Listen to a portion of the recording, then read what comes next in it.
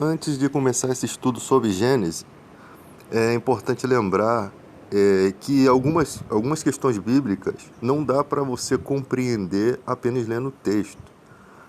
Um exemplo disso, ó, se você ler Gênesis aqui, ó, no início criou Deus o céu e a terra era sem forma e vazia, e havia trevas sobre a face do abismo, e o Espírito de Deus se movia sobre a face das águas.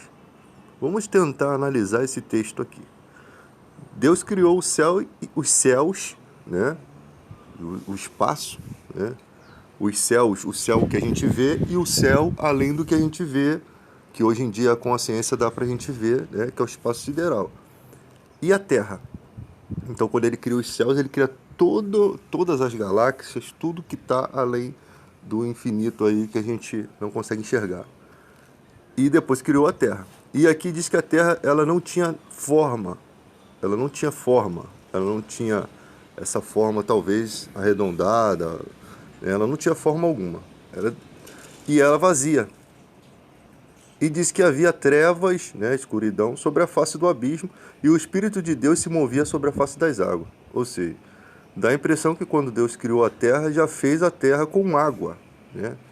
E depois, se você ler os textos, da água ele foi tirando as porções secas, né? Ele foi criando dentro da água as porções secas. Algumas pessoas acreditavam que no espaço que havia água, e a Terra estava dentro disso. Até existe filmes sobre isso. Mas vamos para quem que escreveu o Gênesis. Né?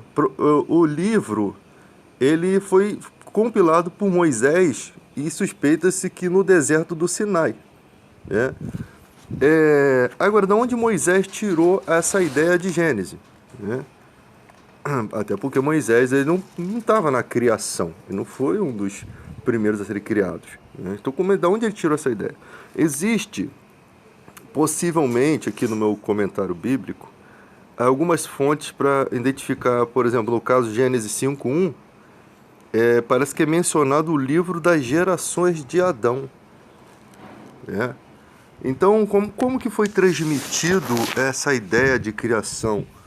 Dos ancestrais, possivelmente. Dos ancestrais, as pessoas mais antigas, né? Os filhos de Adão, né? Os filhos de Eva.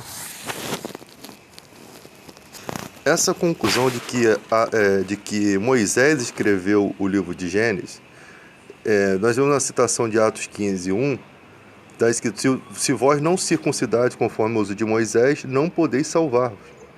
Então, a razão para a circuncisão ela só é mencionada em Gênesis 17. Então, dessa forma, se conclui que Moisés ele pode ser o escritor de Gênesis, tá? Que é o escritor do Pentateuco, os 5 primeiros livros da Bíblia, né? O responsável por compilar esses 5 primeiros livros. E estima-se que ele tenha escrito esse Pentateuco por volta do século XIV a.C. Cabe ressaltar que quando se faz um comentário bíblico, quando se chega à ideia de construir um comentário bíblico, não são pessoas, não são evangélicos que não têm conhecimento que vão fazer esses estudos. São doutores em teologia, são PhDs em teologia. A Bíblia diz: uns foram chamados para pastores, evangelistas e mestres. Então a razão de você estudar a Bíblia com um comentário bíblico é você não se perder, você não interpretar errado alguns textos. Né? Aprender errado é a mesma coisa que você não aprender. E ainda prejudica, se enche de um conhecimento vazio.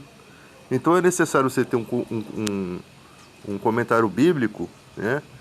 E hoje em dia se faz muito uso de discussões por coisas banais.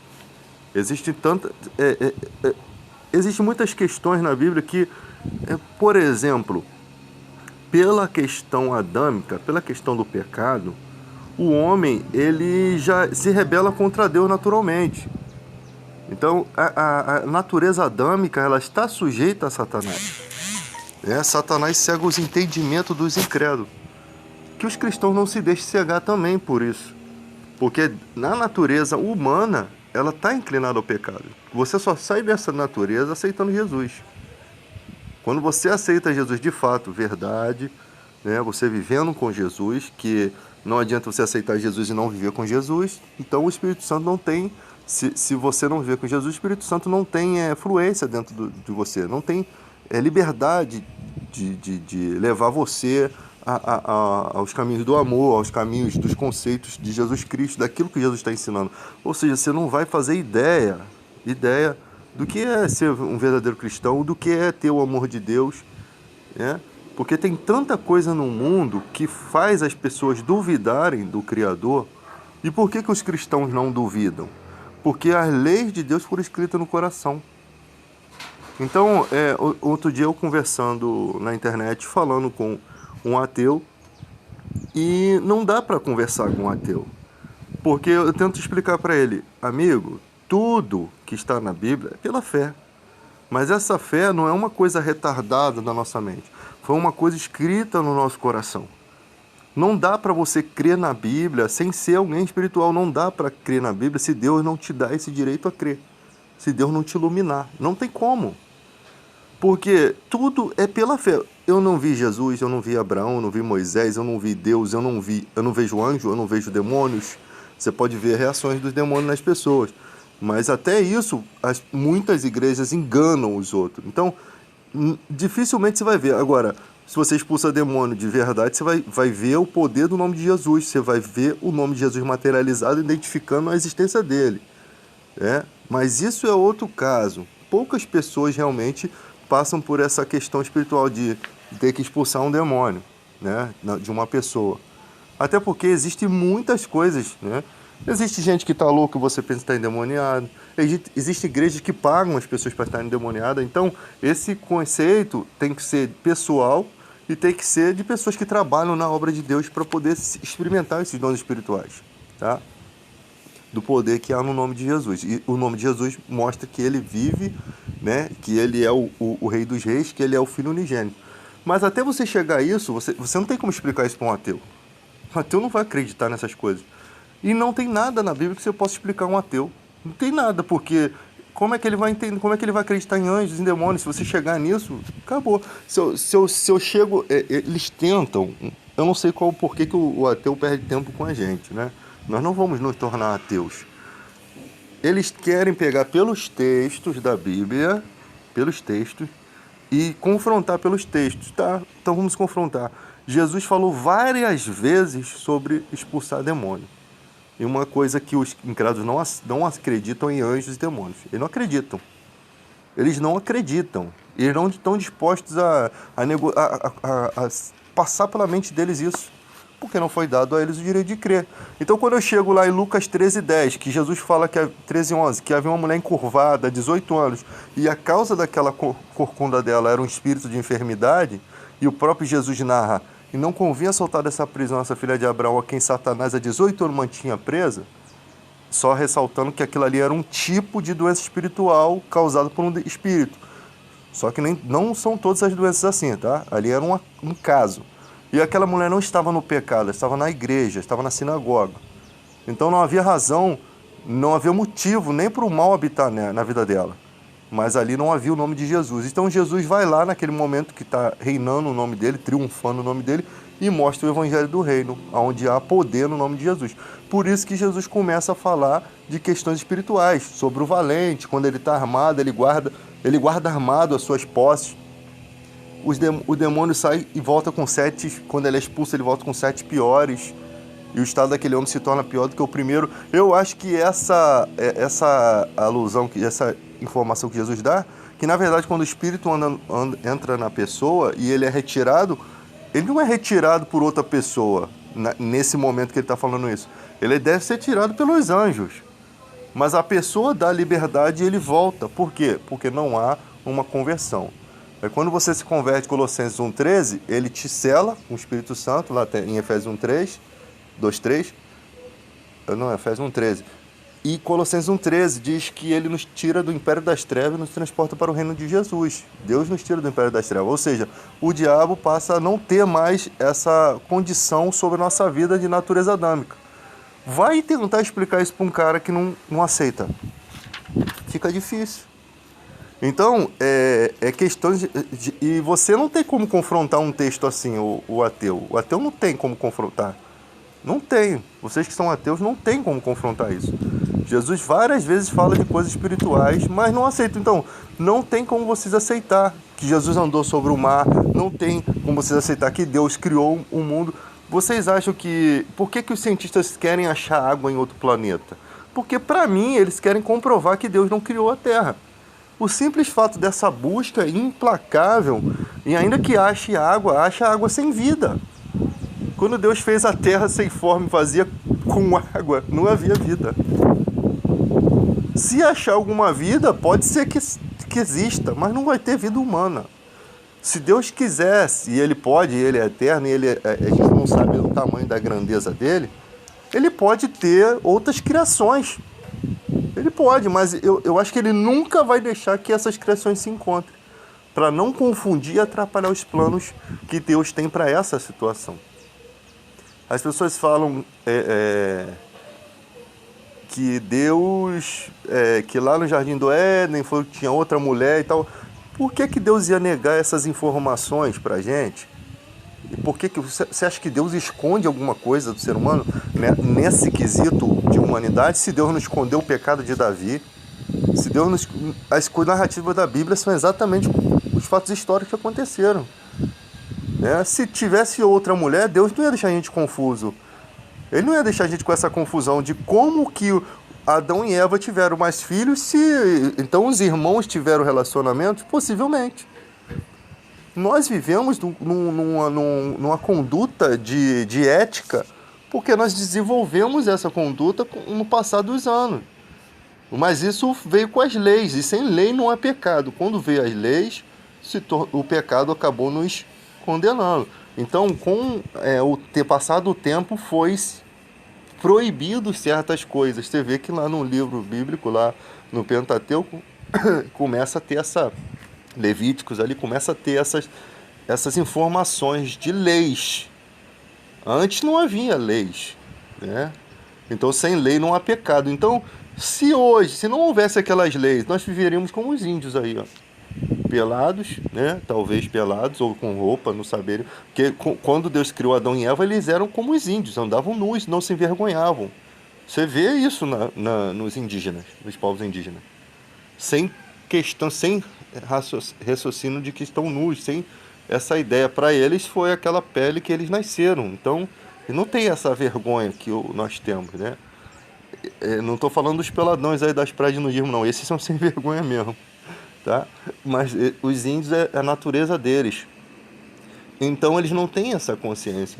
Sem lei você não tem como ser condenado. É por isso que a gente tem...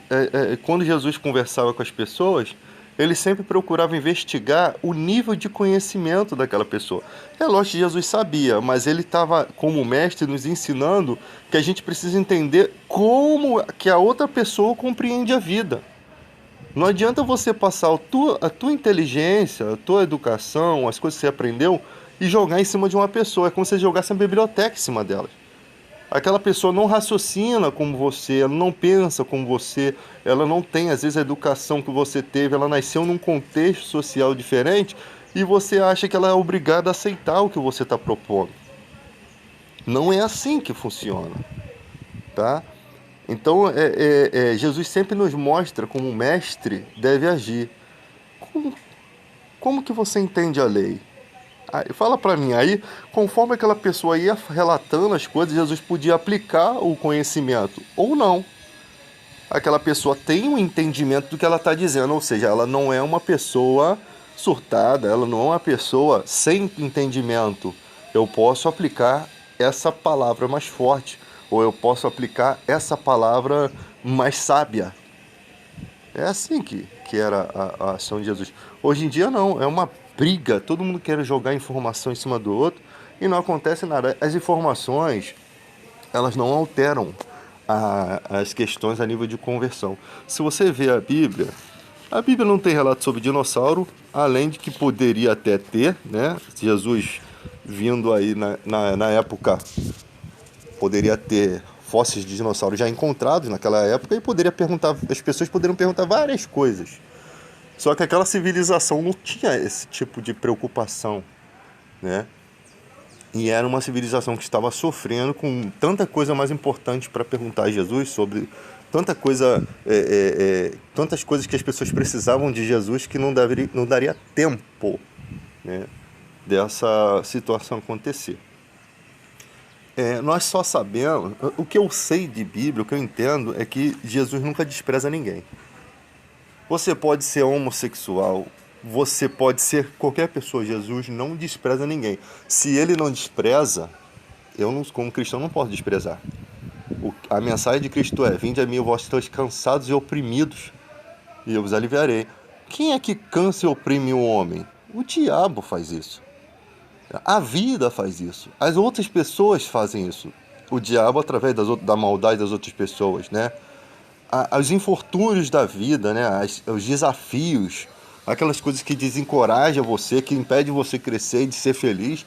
Você vê outras pessoas sendo felizes, mas há uma coisa que impede você não consegue. Então há quando a Bíblia fala nossa luta não é contra a carne e nem contra o sangue, é porque nossa libertação está no âmbito espiritual e a gente está lutando contra carne e sangue, a gente está lutando contra a vida, né? Com as ferramentas erradas. E a gente está na guerra errada e usando ferramentas erradas. Se a nossa luta não é contra o sangue nem contra a carne, não adianta. Tu vai se impulsionar para frente e o mundo vai te jogar 10 passos para trás. A nossa luta não é... Nós estamos na guerra errada, né? Uma guerra de armas poderosa com a gente que está com uma pequena espada. É assim que tá a nossa vida. Então, quando a gente compreende que a nossa vida está em Cristo, né? Que a nossa vida está em Cristo e em Cristo em Deus, a gente faz o que? Uma conversão. A gente começa a olhar para o mundo de uma outra forma, né? É difícil você parar e raciocinar isso em todos os momentos da sua vida. Tem momentos que você está andando além da vida, você está andando com passadas mais largas do que o seu raciocínio pode acompanhar. Mas quando você bota a sua mente cristã no lugar, você percebe que você está dando soco em ponta de faca. Você não está... outra questão é quando você fica desempregado, isso é um exemplo. Naquele momento, requer do cristão acreditar em Deus. Requer do cristão acreditar naquelas palavras que Jesus fala. Que as aves não plantam, não colhem. Não plantam, não semeiam, mas Deus tem alimentado. Não vale nós mais do que as aves?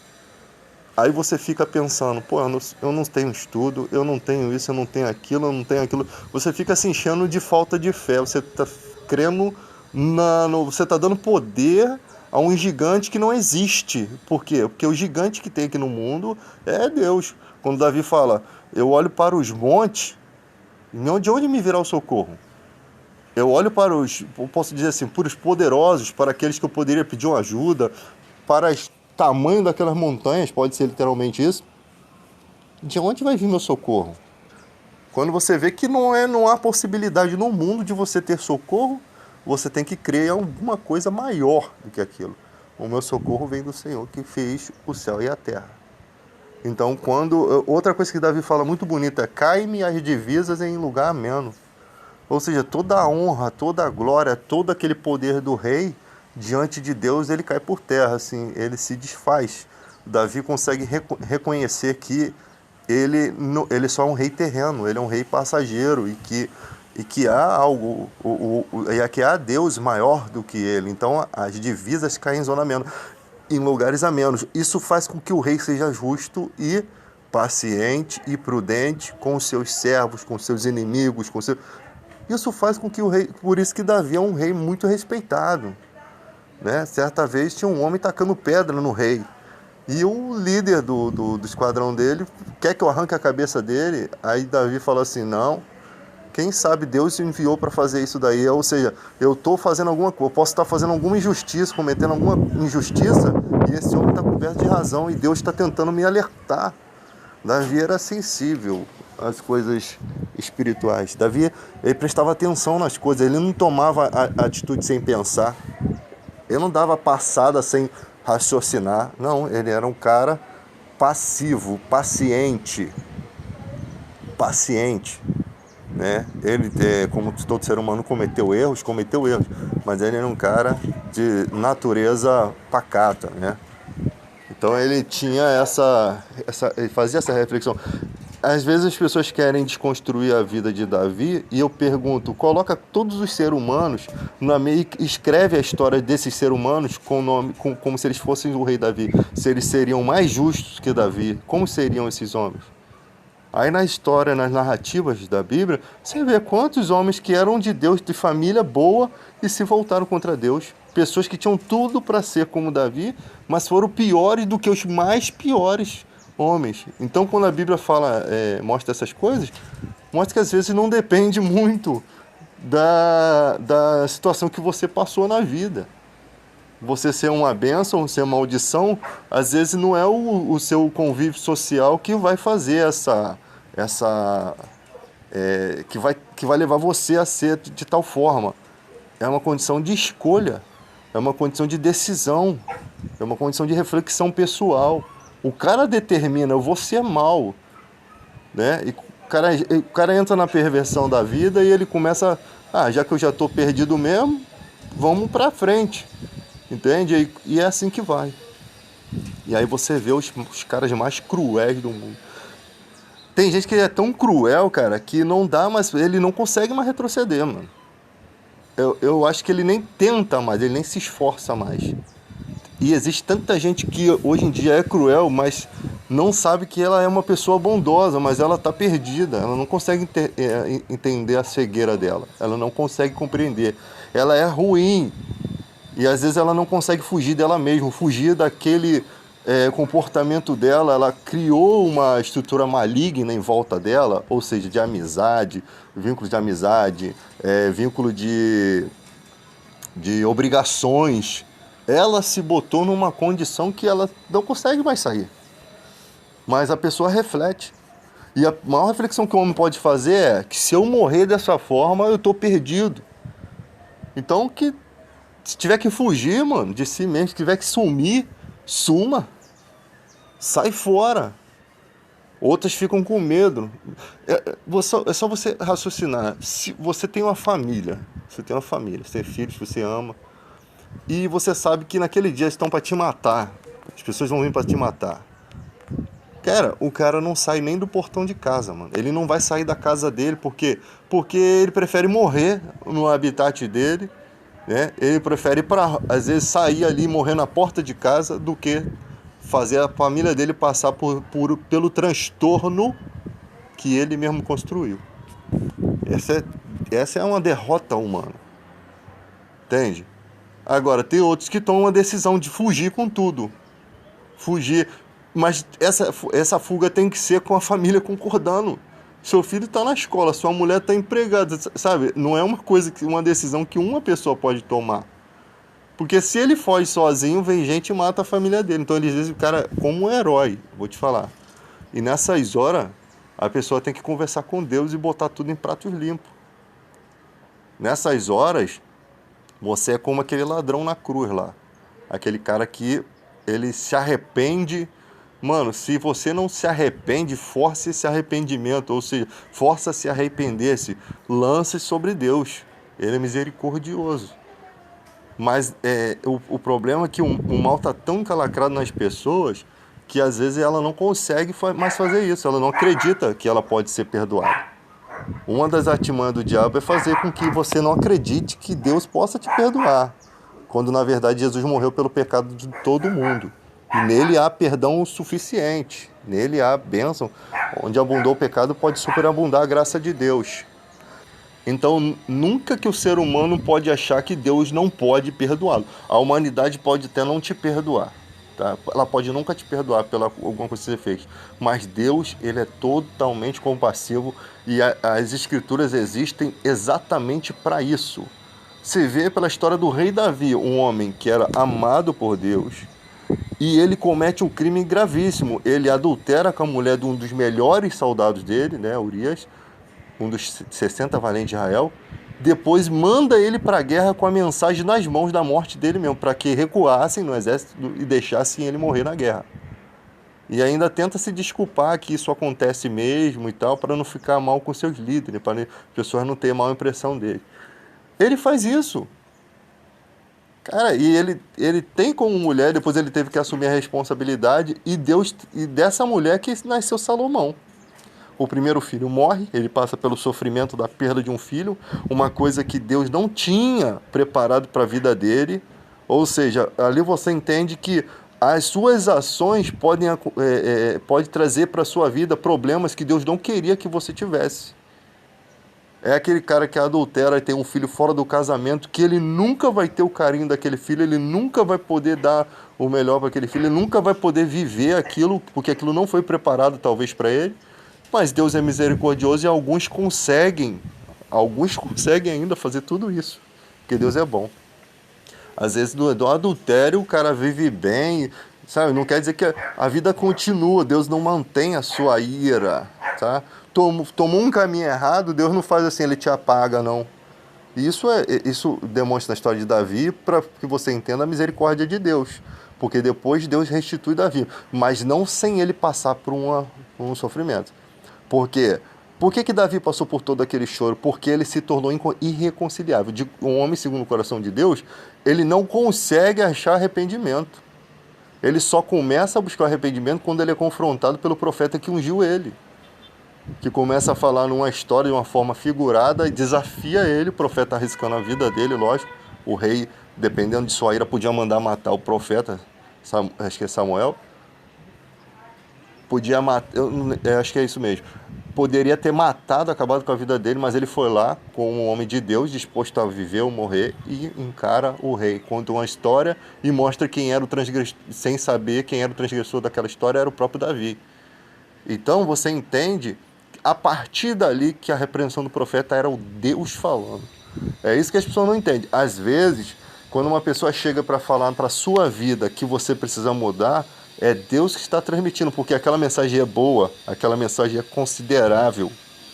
O mundo não vai te dar uma mensagem boa assim, o mundo vai dizer para você, vai dar tapinha nas tuas costas e vai dizer para você, não, você tem que pensar da forma que você tem que voltar para casa de massagem, você tem que voltar para vadiagem. O mundo vai dizer isso para você, mano.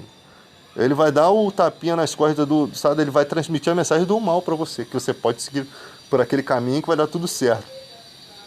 E Deus não. Deus, os seus servos, eles dizem o quê? A verdade, que é difícil de ser feito, porque a porta é estreita, o caminho é apertado, o caminho da salvação é apertado, ele não é um caminho comum a todo ser humano, é como se fosse um funil. Só poucos entram ali. Então, com certeza, você vai ter mais bombardeios do mundo te dizendo para você continuar no erro, do que pessoas para dizer que que tem que mudar. Geralmente, pessoas que te amam vão estar sempre certos. Pais, mães, amigos, aqueles amigos fiéis que falam a verdade na tua cara. Geralmente, esses vão estar sempre certos, né? E você vai estar sempre errado. Então, é muito importante você entender sobre a misericórdia de Deus, para que você não passe a pensar que Deus não possa considerar a possibilidade de te perdoar e transformar a sua vida, né? Tem gente que não considera, tipo assim, não se considera, não se acha nada diante de Deus. Cara, o problema não é esse. Se a gente for comparar isso, nós somos alguma coisa para Deus. Nós não podemos nos jogar tanto no lixo assim, nós somos alguma coisa. Por quê? Porque nós raciocinamos, nós somos os únicos seres nesse planeta que raciocinamos. Eu não entendo o ser humano, ele nasce pelado nesse mundo. Ele nem sabe como chegou aqui, mano. Ele veio no processo todo de gravidez, ele surge aqui, ele é criado pela vida, né? Pelo mundo, muitas coisas poderiam ter tirado a vida daquela criança frágil, mas ele sobrevive. E quando ele cresce, ele cria asas e quer explicar Deus, quer explicar tudo, quer saber tudo, quer achar que Deus não criou o mundo, O ser humano é exatamente assim. E depois ele se vai da mesma forma que veio. Acaba. Ele acaba. Eu acho uma angústia muito grande você achar que não existe nada além dessa vida, mano. Você está num planeta lindo, você tem o vento, você tem o sol, você tem condições maravilhosas, você tem uma praia maravilhosa, né? Tirando a praia do Recreio, que é cheia de maconheiro, mas você tem uma praia, vamos suponhamos que seja uma praia maneira, suponhamos, seja uma praia bacana, né? Sem gente, geralmente praia bacana é quando não tem ninguém, para perturbar o seu juízo. Aí você tá lá, aquela praia maravilhosa, você começa a ver como é a grandeza de Deus, como é maravilhosa as coisas criadas. E você começa a raciocinar, cara, que essas coisas não são obra do acaso. Elas foram feitas exatamente para dar luz aos seus olhos. Elas foram feitas exatamente para agradar o homem. Mas que o homem é tão egoísta que o Luciano Huck tem uma ilha, por exemplo. Essa ilha poderia ser uma clínica de tratamento de dependente químico que estão totalmente destruídos. Mas eles não, a ilha é minha, eu comprei, é meu dinheiro. O ser humano é assim. Eu estou dando um exemplo do Luciano Huck só porque eu sei que ele tem uma ilha. Eu não sei mais ninguém que tem uma ilha, né? Mas só dando um exemplo. Ou muita gente poderia usufruir daquilo ali num processo de saída das drogas, né? Eu acho até que esses caras ricos, eles têm que planejar uma coisa considerável. Não fazer o bem só para mostrar que faz, mas fazer uma coisa tipo o Instituto Ayrton Senna. É uma coisa que faz a diferença. O cara morreu e tá aí o Instituto vivo. O nome dele está vivo, a instituição dele está viva. Pessoas estão usufruindo do cara, já morreu há muitos anos. Então, deixar uma prole, deixar uma herança, né? É interessante que o Paulo diz, não são os filhos que devem semear para os pais, e sim os pais para os filhos. Ou seja, os pastores hoje em dia não, eles querem que os cristãos da igreja, os filhos da fé, semeiem a vida dele. Não é ele que tem que deixar a herança para eles. É eles que tem que deixar o caminho, eles que tem que deixar a porta aberta, eles que tem que deixar heranças, bens, tudo para aquelas pessoas irem à frente. Instituições de caridade, seja o que for, aonde reine o perfume e o amor de Cristo, né? Não para ser lembrado. Você vai morrer, por que você quer ser lembrado? Eu quero ser lembrado, não. Eu estou morto, não vou usufruir de nada. Eu só quero que as pessoas se lembrem de viver. Isso que é importante. As pessoas precisam se lembrar que eu vim, vivi, morri e outras pessoas vão ver. E quando eu morrer eu vou para um lugar muito melhor. Então não tem que estar preocupado em ser lembrado, cara. Não tem que estar com essa preocupação. Muitas das nossas pregações, a gente tem que considerar o seguinte: falar o que é o certo, né? Sem preocupação. E sem querer visualizações na internet, ganhar dinheiro com isso daí. Falar porque precisa ser falado certas coisas para pessoas, precisa mudar vidas, né? Então você falar naturalmente, não tem que se preocupar com que você vai ser reconhecido ou não. Acho que isso é ridículo, você ter essa preocupação, né? Então, você tem ali o ser humano que tem uma ilha, né, cara? O ser humano. Então, o egoísmo humano, sem perder, quase que eu perdi o raciocínio aqui, o egoísmo humano faz com que o mundo se torne um lugar ruim, né? Porque todo mundo vai tomando posses, vai tomando as coisas, né? Às vezes até na mão grande, vai tomando as coisas. E os nossos heróis não estão morrendo mais de overdose, eles estão vivendo e matando a gente, né? Os que as pessoas têm como heróis. Os nossos salvadores, na verdade, só estão salvando a eles mesmos, né? E matando a gente. Nós estamos confiando em pessoas que não deveriam ter uma gota de confiança, né? Pessoas sujas, malignas. E você tem com tudo isso que pensar o seguinte, que se esse mundo for a única coisa existente, Deus não existe. Porque Deus seria injusto. Porque muita gente não teve condições de viver. Você tem gente na África do Sul, em outros países, em outras épocas, que mal passaram dos 5 anos, 10 anos, que sofreram coisas que você com 50, 60 anos nunca sofreu na vida, mano. E talvez nunca vá sofrer. Então esse universo não pode ser uma obra do acaso, senão Deus não existe, ou se existisse, seria injusto. Mas quando Deus fala, quando as escrituras falam de um novo lugar, é exatamente tudo que está, exatamente tudo que uma pessoa gostaria. Qualquer pessoa que você perguntasse a ela como é que você gostaria de ser. Sinceramente, você gostaria de deixar de existir, de ser uma poeira e acabou? Ou você gostaria de estar do outro lado da vida, num lugar melhor? E você mostra ali um paraíso, você mostra ali Búzios, antes da civilização, né? Aquela água linda. Isso só dando um exemplo de coisas criadas, porque as coisas lá são sobrenaturais, são coisas que não passa pela mente humana. São muito mais lindas e perfeitas porque se trata de uma criação, de uma arquitetura perfeita, muito melhor do que essa perfeição que você vê na Terra, né? Então você tem ali um lugar lindo e você saber que você vai viver eternamente sem ter mais volta, tipo um passaporte só de ida para aquele paraíso e ali você vai viver para sempre. E Deus vai enxugar os seus olhos todas as lágrimas, por quê? Porque a eternidade vai apagar toda a dor. O tempo apaga a dor. A eternidade apaga a dor, né? As lembranças vão embora.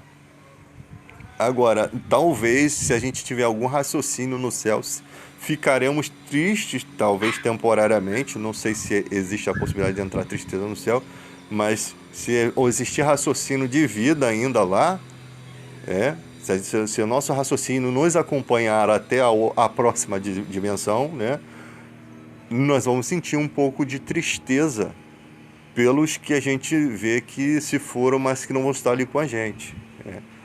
Só que isso daí é uma suposição, né? Nós não sabemos que tipo de raciocínio nós temos no céu. Nós vamos saber somente que herdamos o céu, né? Eu acredito que o nosso raciocínio nos acompanhe. Eu acredito que, mesmo que desfaça essa mentalidade aqui humana, Deus seja capaz de reconstruir o seu ser interior lá, né? Com um corpo, né, a sua alma está dentro desse corpo glorioso, que é o que a Bíblia promete, com capacidade de você ser filho de Deus. Quando a Bíblia fala, que é João 1,13, todos quanto receberam, deu-lhes o poder de serem feitos filhos de Deus, aqui na Terra é a primícia disso, né? As primeiras gotinhas, né, os primeiros sabores, né? As primeiras coisas que você vai experimentar aqui na Terra como ser um filho de Deus. Porque não dá para você experimentar tudo, porque o mundo é ruim, pode acontecer coisas, vai acontecer coisas, o mundo tereis aflição. Jesus fala, tem de bom ânimo, eu venci o mundo. Ele está exatamente falando isso. Vocês são filhos de Deus, mas o mundo tem aflições. Ainda não é aqui a questão. Mas tem de bom ânimo. Eu venci o mundo, ou seja, eu estou além, eu estou aquém, eu estou à frente, eu tomei posse. Então eu posso fazer a transformação no outro lado lá de uma coisa muito melhor e mais maravilhosa. Então essa é a nossa esperança de uma pátria não aqui, uma pátria lá. Mas nem por isso Deus nos abandona aqui. Então se você conseguir, né, essa conexão, falando da questão de fé, então a fé, ela exatamente no momento ali que eu estava falando, você está desempregado, você está numa situação de hospital, você tem que entender o seguinte, que você não sabe quais são as respostas da vida. Em questão de emprego, você sabe que você não vai ficar a vida toda desempregado. Mano, eu acho que as pessoas têm que ter coragem de ganhar dinheiro. Tem que ter coragem. Tem um monte de jovem aí sem fazer nada, mano. Veste uma roupa, bota uma luva, vai catar latinha, vai catar ferro, tá R$1 o quilo, vai fazer alguma coisa, junta um grupo para não ter vergonha, faz uma carroça e vai catando, mano. Isso se você tiver desempregado. Se você tiver empregado, não cate, deixa para quem precisa. Eu acho também que tem que ter essa questão. Às vezes eu não vou, às vezes eu não quero ter 2 empregos, porque eu fico pensando, vou tomar um emprego de outra pessoa, cara. Eu já tenho como me sustentar. Eu vou deixar outro desempregado porque eu vou pegar 2 empregos, né? Mas cada um sabe do seu. Mas eu acho assim que a gente tem que ser mais amável, tá? E também porque eu sou preguiçoso, eu gosto de trabalhar só em um. Eu faço o máximo em um, porque eu não quero ter outro. Eu quero viver aquele. Então é a escolha que eu fiz. Mas tem gente não, que tem um outro pensamento, que eu quero conquistar, quer desbravar. Só não pode perder sua saúde, mano. Entendeu? Só não pode correr e depois correr contra o tempo e perder a sua saúde. Aí lascou tudo. Mas às vezes o cara tem 2 empregos que dá pra ele ter condição de viver, ter saúde e tal. e eu me comporto muito bem com um emprego, né? Então, gente, ter coragem de vencer na vida. Agora, quanto a essas questões, são questões muito pequenas, cara, entendeu? Porque você vive num país que você não vai passar necessidade assim tão tremenda. Mas há pessoas passando fome nesse país.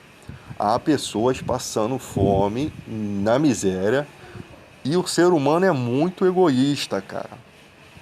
Mano, eu ando pelas ruas, eu vivo no Rio de Janeiro, aonde é uma capital, né? Que a gente não tem tanta noção do que é fome, assim. Mas existem pessoas pobres, né? E eu vejo que as pessoas estão desesperadas, cara. É um vendendo empadinha, é outro vendendo não sei o quê. E se você tiver um trocadinho, abençoa essas pessoas, que Deus vai olhar para a bondade do seu coração. Você vai comprar empadinha, às vezes eu não gosto da empadinha, eu vou dar o dinheiro para a pessoa. Então aí, segura aí, R$ 1, R$ 2, já vai te ajudar. Você está fazendo uma coisa boa. Você está fazendo uma coisa, sabe, tem gente que fica amarrando tanto dinheiro e depois acaba perdendo. Você não precisa fazer por todo mundo, mas faça por alguém. Faça a sua parte. Se cada um fizesse um pouquinho, a gente trazia para as pessoas a questão de quê? De que o mundo tem pessoas boas ainda. O mundo, isso é a resposta que você tem que dar para o mundo. Ainda há esperança.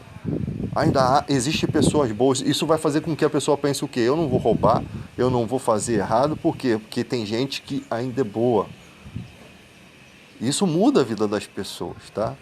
E tem gente que pode fazer mais do que isso daí e não faz. Nem o mínimo, nem o básico. E ainda bate no peito e diz que faz, tá? Esse que é o pior. Fale logo que você não faz e vive sua vida miserável.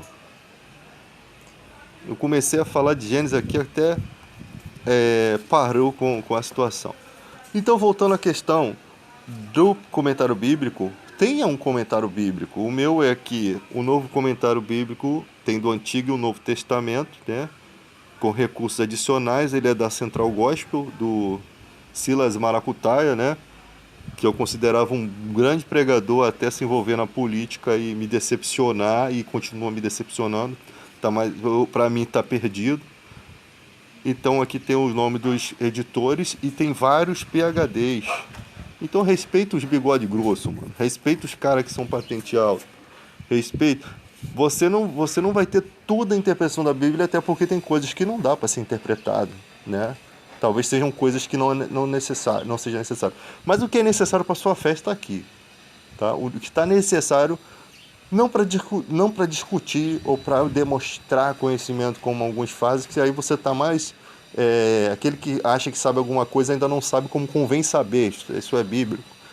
Mas para que você tenha entendimento de como é aquilo que está escrito e endireitar o caminho das pessoas, porque através de uma heresia pode se construir uma ideologia errada, né? Pode se construir um cristianismo de ódio até contra homossexuais, é o que está acontecendo. Nós parece que estamos fazendo a mesma coisa que os brancos fizeram com os negros. Os brancos fizeram com os negros e com os judeus também, o que fizeram com os judeus, transformando aquelas pessoas em uma raça, sabe? Isso é ridículo, transformando aquelas pessoas em uma raça inferior. É isso que parece que nós estamos fazendo. Menosprezando, nos sobrepondo além deles. Não, vocês têm que observar que as pessoas, elas têm o direito de serem o que elas querem ser, tá? Elas têm o direito de serem o que elas querem ser. A Bíblia, por mais que ela está condenando o pecado, ela não está condenando a pessoa, ela está dando um caminho, gente. Vocês têm que entender isso. A Bíblia está ensinando, esse é o caminho certo, mas ela não está obrigando a ninguém a seguir esse caminho. Então os cristãos não têm esse direito de obrigar as pessoas. E vocês têm que acreditar o seguinte: quem convence o homem do pecado, da justiça e do juízo é o Espírito Santo. Ele sabe falar no coração humano. Ele quebra o coração de pedra. Se ele não tem capacidade de falar, quem vai ter? Mas ele tem essa capacidade. Então todos que vêm pelo caminho de verdade encontram a luz. Jesus disse: aquele que está em mim dando fruto, eu limpo para que produza mais fruto. Você vê que uma pessoa está em uma vida de pecado, mas ela está lutando, Jesus vai limpando ela. Esse processo é entre ele, Jesus e aquela pessoa. Então os cristãos precisam aprender o seguinte: nós devemos amar. Se nós devemos amar até os nossos inimigos, por que nós não vamos amar os homossexuais? Se eles querem ganhar os direitos deles, qual é o problema? Eu só não concordo com ideologia de gênero sendo pregada na escola. Eu não concordo das pessoas chegarem na escola e querem ensinar para os meus filhos o que cabe aos pais ensinarem em casa. Mas eu tenho que preparar o meu filho para ele entender que no mundo que ele vai viver vão ter pessoas daquele tipo e que ela não precisa desprezar elas, ela não precisa debochar delas, porque não é direito seu debochar daquelas pessoas, não é direito seu odiar aquelas pessoas. Você não é obrigado a gostar do comportamento delas, mas você não tem que odiar. É isso. Se isso reinar no Brasil, no mundo, já está de bom tamanho. Sabe? Se isso reinar, já está de bom tamanho. Você entendeu? Eu não concordo com a sua prática, mas não vou te odiar por isso, não quero o seu mal por isso. É isso que a gente tem que entender. O que está acontecendo é que tem gente que quer o mal, que tem gente que nutre o ódio, tem gente que é mal instruída, né? E isso está acontecendo no nosso Brasil. E já falei muito, deixa eu beber água. Fui.